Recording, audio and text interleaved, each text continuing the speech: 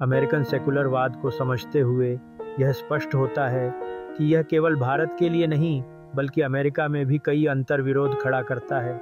Elon Musk का उदाहरण ही यहाँ स्पष्ट करता है कि कैसे एक व्यक्ति अपनी मेहनत और नवाचार के जरिए गरीबी से बाहर निकल सकता है।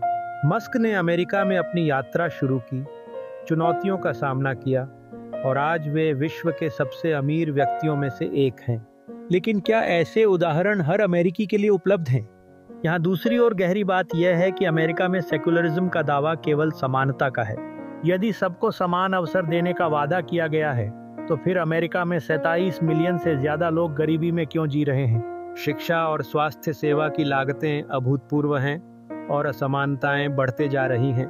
शायद सेकुलरिज्म सिर्फ एक सिद्धांत ही रह गया है जो समाज के एक बड़े हिस्से के लिए वास्तविकता नहीं बन सका।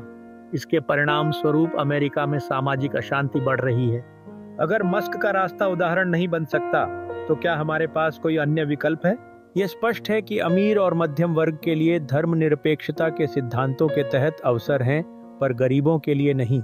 यहाँ तक कि अमेरिका में पूंजीवाद और सेकुलरिज्म का आपसी मेल ऐसा वातावरण निर्मित करता है जहाँ सिर्फ कुछ ही लोग आगे बढ़ पाते हैं। भारत की स्थिति बड़ी रोचक है। आपकी बात सही है कि भारत में भी सेकुलर राजनीति ने गरीबी को जन्म दिया है। वहाँ यह वोट बैंक की राजनीति और तुष्टीकरण में परिवर्तित हो गया है। अमेरिका और भारत दोनों ही अपने मूल उद्देश्य समानता को भटक चुके हैं। इस दृष्टिकोण से हमें विचार करना चाहिए कि क्या असमानता वास्तव में धर्मनिरपेक्षता के वादों के कारण बढ़ रही है।